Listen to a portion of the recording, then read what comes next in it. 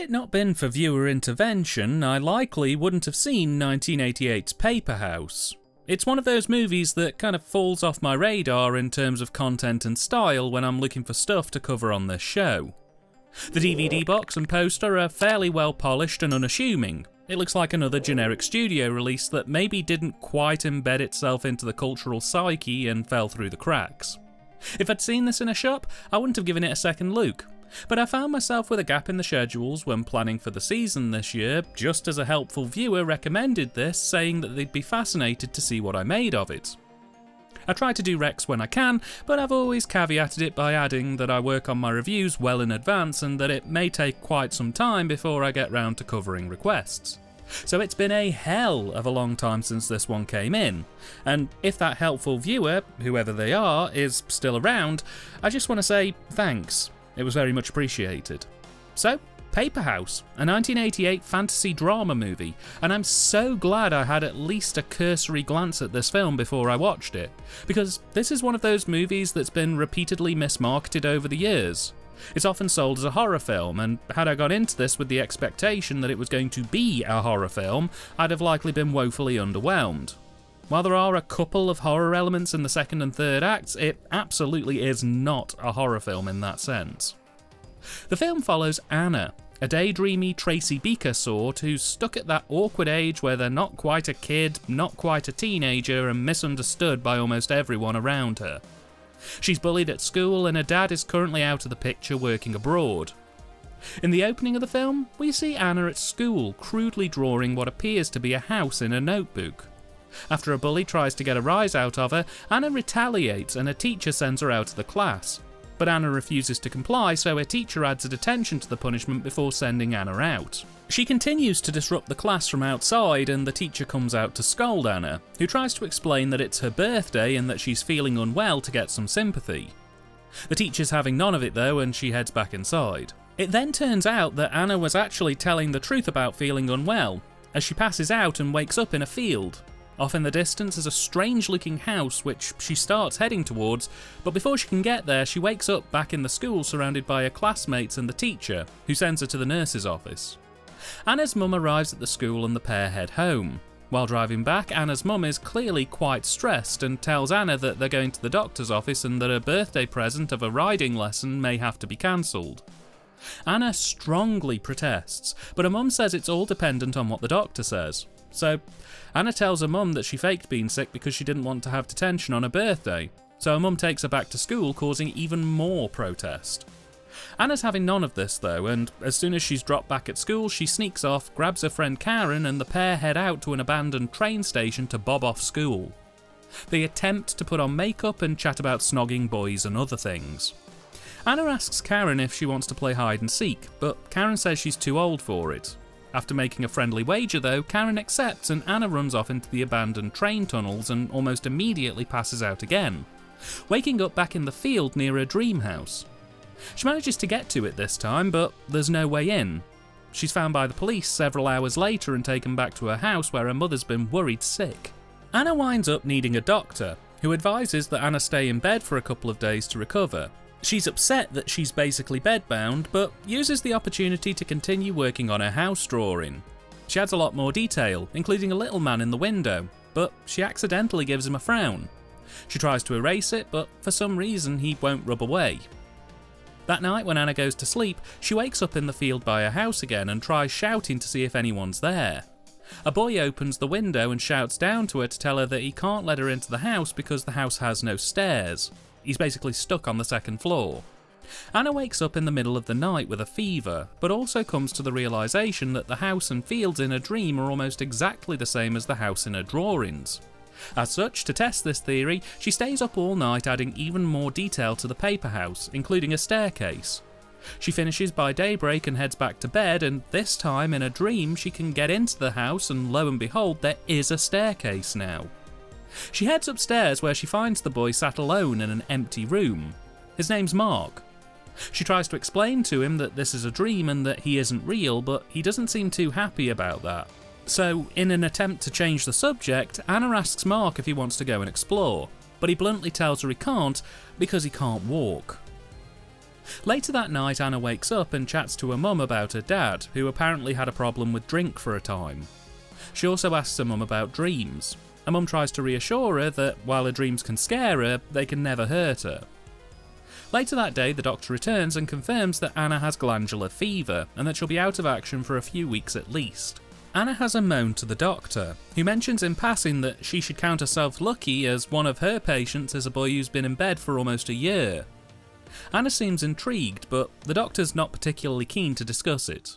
As time goes by, Anna begins to add more and more detail to the paper house, which is then reflected in the dream version of the house, with everything from mountains of burgers to oversized oranges and giant radios. Anna and Mark begin to get to know each other a bit better, and the pair start to open up. Anna even goes as far as adding her dad to the drawing, but she doesn't quite get him right and ends up crossing him out. Her mum gets to see the drawing after a time, and she mildly critiques it, causing Anna to basically scribble over the whole thing and throw it next to the bin before heading to take a bath. While gone though, her mum cleans Anna's room, including putting the drawing in the bin. Anna ends up falling asleep in the bath where she has a nightmare about her dad, and that night when Anna goes to sleep, she doesn't dream. The doctor comes back the next day with medication for her, but she seems really out of sorts. As she's leaving, Anna's mum corners her by the door and asks if everything's alright.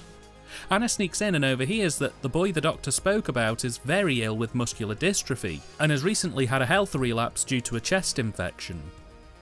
Things aren't looking good for him, and this terrifies Anna, who believes that her destroying the paper house last night has directly led to the boy's deterioration. She starts believing that the boy is in fact Mark, and after tearing her room apart, Anna realises that the drawing must be in the rubbish, and it's garbage day. So she races out of the house, closely followed by her mum, and begs the bin men to let her go through the entire block of flats rubbish to try and find her drawing. Her mum's very reluctant, but when she sees how much it means to Anna, she joins in. They eventually manage to find the drawing. It's stained and a bit tatty, but all in one piece. She heads back inside, and it turns out that the medication she's been given are sleeping tablets, and as such, she almost immediately passes out and wakes up back in the dream world. Only, this time, the inside of the paper house is grotty, stained and damaged. All the nice things Anna drew are smashed and mangled, and Mark is looking quite tired. Anna explains that he's currently in hospital and not doing so good, and it's revealed that the sleeping tablets are preventing Anna from waking up. She appears to be briefly trapped in a dream, and as she looks out by a nearby window, she sees her dad stood in a field draped in shadows. And I can't really tell you much more from here on in, as we'd be getting into hard spoiler territory, but needless to say, the story is far from over, with Anna having to traverse both her increasing illness and the strange and scary world of her own creation in a rip-roaring 80-ish minute adventure of mystery and melancholy. Will Anna be able to save Mark? Is Anna's dad all that he seems? And will Anna's mum stay true to her promise and take Anna to the seaside when she's better? Well, all this and more will be answered if you check out Paperhouse. And honestly, colour me impressed. The script's nothing short of exemplary, with an ultra-tight 3-act structure that transitions seamlessly from act to act. It's mindful on pacing, slowing down just enough when it needs the audience to take stock and absorb what's happening, but it's also not afraid to open the floodgates and go full tilt when it wants to feel a bit more chaotic. It allows the narrative to really get to breathe easy across the runtime, and I think it manages to balance the drama of the real-world elements and the more fantastical elements of the dream world decently as a result. Both worlds cross between each other fairly seamlessly as well. It never feels like we're in a dream portion that feels forced, or a real world section that's there just for padding's sake. I would argue that it's probably one of the better examples of the real world influencing a fantasy world type movie that I've seen, and it reminded me very heavily of Pan's Labyrinth for its ability to dual wield these two different drama-driven aspects with equal care and attention, to such an extent that I didn't feel either side of the drama had been neglected in creating a wonderfully crafted narrative. Even the character structuring appears to have had thought and attention put to it. I like the fact that this script makes all of the characters flawed in one way or another, and that those flaws don't necessarily drive the characters in a positive way. There are no goodies or baddies in this picture. There's just complex characters who have their hang-ups just like anyone else. In particular, the fact that they make Anna problematic to me is a nice touch. She's not this innocent little girl being put into a more mature situation like Celia. Anna lies, she can be irritating, manipulative to a point, and she can be aggressive, even a little vulgar at times. And the script uses that in tandem with its dream worldscape to help create a script that's almost as driven by our characters' motivations alone as it is by the need to necessitate plot progression, which is quite rare to see.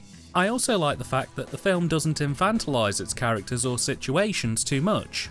The scenes early on in the film where Anna and her friend put makeup on and talk about snogging boys almost instantly helps to crystallise exactly who these characters are, where they are developmentally, and what this film's main drive is going to be about. It establishes that these are pre-teens who are in that awkward period of life where they're learning about relationships, adult themes and the real world, but they're not yet mature enough to have had the worldly wisdom of that. They're viewing maturity through kids' eyes still, which I feel throughout this film is again handled with great craft and care, but more importantly it really helps to drive the symbolic nature of this production. The paper house, from my understanding here, is a representation of Anna's sense of isolation and feeling of being misunderstood. Anna's alone in the world of this film. She has her mum, who's probably the closest to someone who understands her, but no one really gets her. Or if they think they do, it's only on a surface level interpretation. The paper house is a manifestation of that loneliness and uncertainty around her life and coming of age. In the beginning, it's this big, ominous building that's impenetrable. It's effectively walled off by her because she doesn't know how to deal with it. But slowly, with the introduction of Mark, symbolism here not only for a growing sense of hope for a brighter future, but possibly a symbolic representation of her own growing interest in the opposite sex, the paper house begins to prosper. She adds more things to it, representation of her opening up and unmasking from a previous detachment and embracing who she is, with food, music and interesting contraptions as she creates them. When her mum dismisses her drawings, it's a step further than just her saying her pictures are bad. She's basically critiquing Anna's only output of growth for her as a person, which is why she reacts so negatively in attempts to throw away the paper house. She developed herself through the paper house, and with her mum's dismissal, she felt the need to reject the person she'd built into and put up the walls again. Even her issues with her dad are represented in the paper house world, and through this fantasy play she's able to get her head into a space where she's ultimately able to resolve her issues and begin to reset the damaged foundations that she had with her father. The paper house is basically Anna's way of both trying to cope with her feelings of isolation and her way of attempting to grow past the issues that have held her back as a kid. It shapes her view on friendship, love, compassion and caring, and I think it's handled phenomenally well here. And that's not even mentioning the dialogue, which again is just perfect here. We have incredibly fluid and naturalistic lines that feel very real for the time this film was set. There's a lot of key plot points mentioned in passing, but also a decent amount of idle chatter mixed in as well. Everything reads almost like an actual real-world conversation, and I really love that in this film because it makes everything feel about 10 times more emotive than it would have had they gone for standard cinematic scripting or improvisation. It's honestly delightful. In fact, I only have one issue with this script. One thing that prevents it from being pretty much perfect. And spoilers are going to be dropped for a bit here, so if you'd rather avoid them, please skip to the next chapter on this video. But the ending of this film bothered me. So, for some quick context, at the end of the film, Anna and her family are reunited and they all decide to head out to the seaside to try and put the events of the film behind them. Prior to this happening, Anna and Mark pretty much declared their feelings for each other and had their first kiss. While sitting on the edge of a cliff face, the pair decided that it would be lovely to go down to the sand on the beach to get a closer look at the sea. Mark says he's going to go and draw the pair a helicopter so they can fly down to the sand, and he runs off to a nearby lighthouse, promising to return with a helicopter shortly. When Anna wakes up, she finds out that Mark sadly died as a result of his illness. The family arrive at the seaside and check into a hotel. Once booked in, Anna's dad comes in for a heart-to-heart and opens the curtains in her bedroom, which leaves Anna speechless, as directly outside her window is the exact lighthouse from her dream. She immediately runs outside and heads up to the lighthouse, furiously banging on the door and screaming for Mark to let her in, but there's no answer. Realising that he's actually properly gone, she slumps to the steps of the lighthouse, thoroughly depressed. But on instinct, she lifts a rock next to the lighthouse door, revealing a piece of paper. It's a note and a drawing from Mark. He explains that he hovered around the lighthouse for hours, but when Anna didn't turn up, he had to go. He reassures her though not to worry because he'll be back for her soon. Anna wanders over to the sheer cliff face and looks down at the crashing waves, deeply upset, when, out of nowhere, a helicopter silently flies overhead. It's Mark. He opens the door of the helicopter and drops a ladder down for Anna to grab onto. She tries to reach out over the cliff face for it, but he isn't getting close enough. Mark starts shouting for her to get back from the cliff edge, and slowly Mark's voice starts to mix with Anna's mum's. Just as Anna's about to grab the ladder, her mum snatches her away from the cliff face. Mark speeds off and Anna is left embracing her family by the cliffside, saying that everything's going to be alright from now on, before we crossfade away to crashing waves and the cliff tops. End credits. Now, where I have issue with this is that the last 2 minutes or so, to me, they had the perfect bleak ending right there. They have Anna go to the cliff face, they do the ladder sequence, they have the mixing of Mark and Anna's mum's voice. Then they just crossfade to the crashing ocean waves and end credits, with the implication being symbolically that Anne really did get on the helicopter. She gets to be with Mark forever in a dream world. Fucking bleak. But at the same time a very fitting and poignant ending to a film that's been heavily steeped in symbolism. Instead, we have a nick-of-time rescue and a happy ending stapled onto this thing, and I feel it kind of undercuts the poignancy of the piece and ultimately felt a bit like it went against its own coded messaging. Whether that was studio intervention or just how the book ends, I don't know, but it reminded me a bit of the way that the Universal version of Frankenstein ends, with a weird upbeat everything is great wedding sequence mere moments after a horde of angry villagers burn a windmill and the creature to the ground. It just felt tonally very out of place to me. It's a shame, honestly, as had they stuck the landing, this probably would have been the finest script I'd seen in 15 years, easy. As it stands, it's still a pretty bloody spectacular piece of work, but it just falls short in my opinion. The script was based on a novel by Catherine Storr, and was adapted here by Matthew Jacobs, who has 27 writing credits with his last in 2014. Of note, he wrote a number of episodes of The Adventures of Young Indiana Jones, the original story for The Emperor's New Groove, and most importantly of all, this guy wrote the script to the 90s Doctor Who TV movie. Yeah, the Paul McGann one. Wild, isn't it? On direction duties we have Bernard Rose. He has 33 credits spanning a 45+ year career, with highlights including Candyman and some of the most iconic music videos of the 1980s, including the Relax music video, Small Town Boy and Red Red Wine. And on the direction front, again, this thing can't really be flawed. We have an incredibly stylish production here that manages to tie all of the elements of the production together into a gorgeous package that feels distinct, stylish and vivid in its creation. Rose has managed to work closely with the cinematographers and lighting teams to create some really striking set pieces that are only enhanced by his work with the set designers. Here, the sets are rich in detail, they feel lived in, you get the sense that you know Anna fairly well from just how her room is. You get the sense of her mum's world from her family house setup.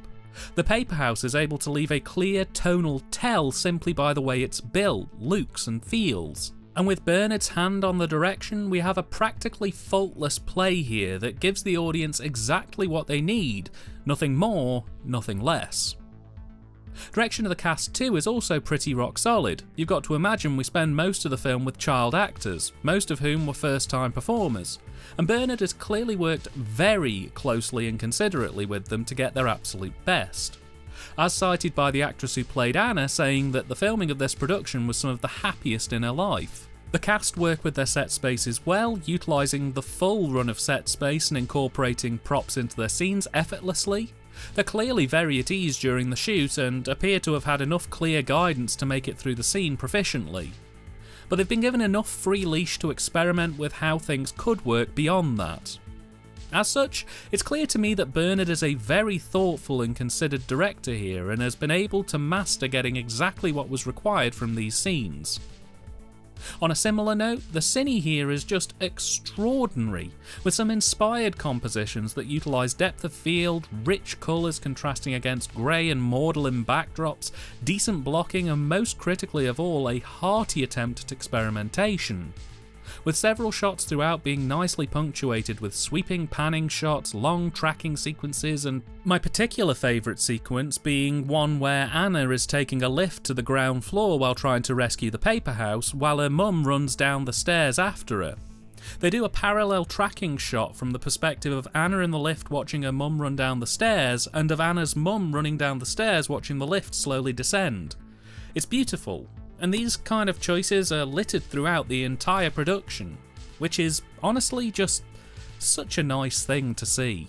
Throw in some phenomenal lighting to boot, in which we not only dabble with just really well lit general shots, but some decent stabs at chiaroscuro and coloured lighting gel usage, which adds a whole new dimension to proceedings, and some experimental lighting setups that harken back to the German Expressionist movement, and you have a film that frankly is just phenomenal to look at. Almost every shot is a painting, and as if that wasn't already a gift enough, only tying together and amplifying the script, direction and Cine's better qualities even further is some top-class editing which lets sequences breathe. It only cuts when necessary, and it uses crossfades and transitions effectively in order to manage the pacing of the film in a way that, honestly, would have just fallen over in lesser hands. It's a superb job. Performance-wise, everyone here is incredible, but for my money, our core cast of Charlotte Burke, Gemma Jones and Glenn Headley are the real winners for me. This was Charlotte's one and only acting role. I know I have my rule about not discussing child actors, but given that she technically isn't a child actor, as she had no intention of acting beyond this, I feel I can rather bend my own rules here a bit when I say that I think she's probably one of the greatest child actors I've ever seen. She's professional, animated and incredibly naturalistic, which, given this was her first acting role, is just incredible. I mean, good for her that she knew that this wasn't something she could see being a lifelong thing, but I really wish she'd done more, because this is the high watermark here, it really is. Gemma and Glenn too both play things incredibly naturalistically, with both equally working a wide range of emotions throughout the course of the film, and the performances here are exemplary. They really put their all into playing their roles with such precision, you'd honestly think it was a documentary in places for how lifelike their responses are. They're simply excellent. And finally, the soundtrack. And I need this thing on vinyl as soon as possible, really. It's a mix of synthy, moody pieces and orchestral arrangements, and it sounds amazing. Easily one of my favourite scores I've heard in a damn long time. It's a rich, sumptuous feast for the ears that, if you haven't heard it before, I can recommend in and of its own right. It's really solid. Paperhouse was released on VHS in 1990 by Vestron Pictures as a big box X rental, later receiving a retail release. It hit DVD in 2007 under Lionsgate in a fairly disappointing release with a somewhat compressed but watchable picture quality, a cropped image and limited extras. Basically a trailer and a couple of text-only actor profiles are your lot. And that's it. It's had a couple of releases on Blu-ray in European territories, but I'm struggling to find out if these releases are remastered or whether they've just upscaled the old master. In either case, this film's screaming for a Blu-ray or 4K release with some decent extras. It's almost certainly a candidate for Criterion, or at the very least a bit of boutique love. I loved Paperhouse, and barring my thoughts on the ending, I feel there is so much good present here. A damn near perfect script, crafted and considered Cine in editing, killer performances and an out-of-sight score. I am beyond grateful to the person who recommended this to me. And I really hope you check out Paperhouse. It's a real trip and a high bar in my eyes for the fantasy drama genre as a whole.